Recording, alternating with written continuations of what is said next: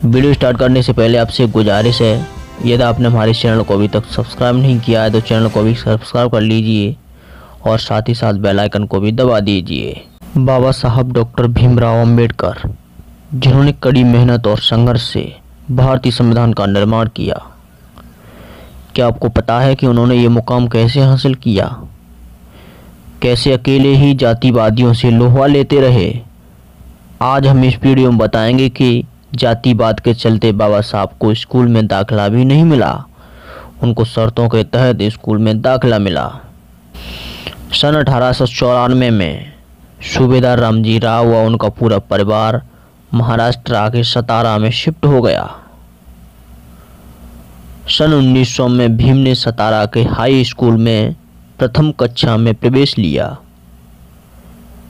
अछूत महार जाति में जन्म होने के कारण बाबा साहब डॉक्टर भीमराव अंबेडकर को बचपन में जाति भेदभाव, छुआछूत व तिरस्कार का शिकार होना पड़ा।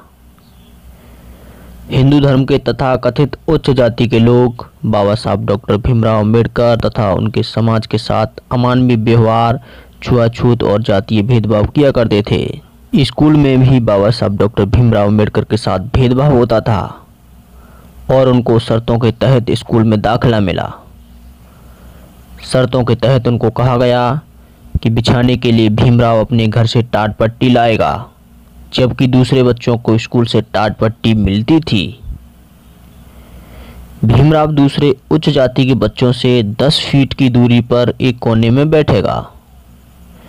भीमराव ब्लैक बोर्ड को नहीं छुएगा। स्कूल में रखे मटके से स्वयं पानी नहीं पिएगा। चपरासी या कोई शवड़ बालक ही उनको पानी पिलाएगा। भीमराव स्कूली बच्चों के साथ नहीं खेलेगा।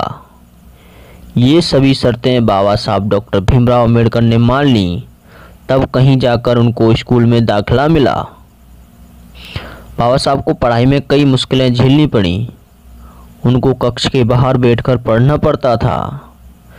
उनकी तरफ शिक्षक तिरस्कार से देखते थे। चपरासी भी उनसे दूर रहते थे। शाला में जब पानी पीने की इच्छा होती तब कोई लड़का या चपरासी पानी ऊंचे से गिराकर पिलाता था, तभी पानी पी सकते थे, अन्यथा पूरा दिन प्यासा रहना पड़ता था। तथाकथित उच्च जाति के अमानवीय व्यवहार से बालक भीमराव के मन में प्रश्न उठा कि एक मानव के साथ दूसरा मानव ऐसा बर्ताव कैसे करता है, लेकिन इसका जवाब उनको मिलता नहीं। पीड़ा और घोर अपमान के बावजूद भी पढ़ाई की ऐसी धुन कि दूसरे दिन की सुबह होते ही अपना आसन और बस्ता लेकर जल्दी शाला पहुंच जाते थे। शाला जैसा भेदभाव समाज में भी था। इस जाति के बालक सार्वजनिक प्याऊ से पानी नहीं पी सकते थे।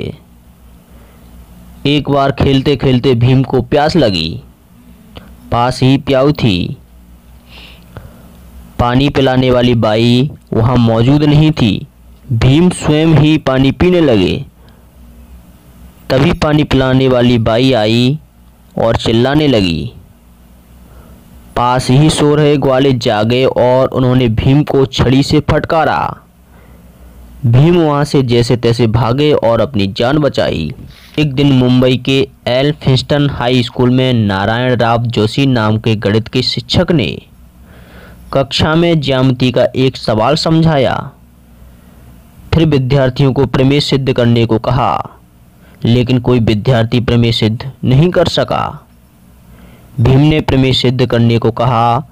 शिक्षक ने उन्हें ब्लैक बोर्ड पर प्रमेय सिद्ध करने को बोला। जैसे ही भीम ब्लैक बोर्ड की तरफ जाने लगे, उतने में ही विद्यार्थियों ने भारी शोर शराबा किया। पूरी कक्षा चीख पड़ी, अरे भीम को रोको। इस तरह से सभी विद्यार्थी चीखने लगे। कारण था ब्लैक बोर्ड के पीछे उनके नाश्ते के डिब्बे पड़े हुए थे। भीम ब्लैक बोर्ड के पास जाते तो वे अछूत हो जाते।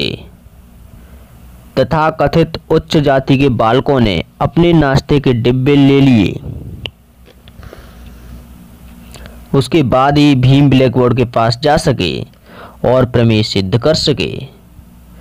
भीमराव भी अपने धुन के पक्के थे उन्होंने मन में ठान लिया था, चाहे कुछ भी हो जाए, चाहे मुझे कितना भी संघर्ष करना पड़े, चाहे मुझे कितनी भी समस्याएं क्यों ना झेलनी पड़े, मैं पढ़ लिख कर उच्च शिक्षा प्राप्त कर तथा कथित उच्च जाति के लोगों से अपने समाज को आज़ाद कराऊंगा।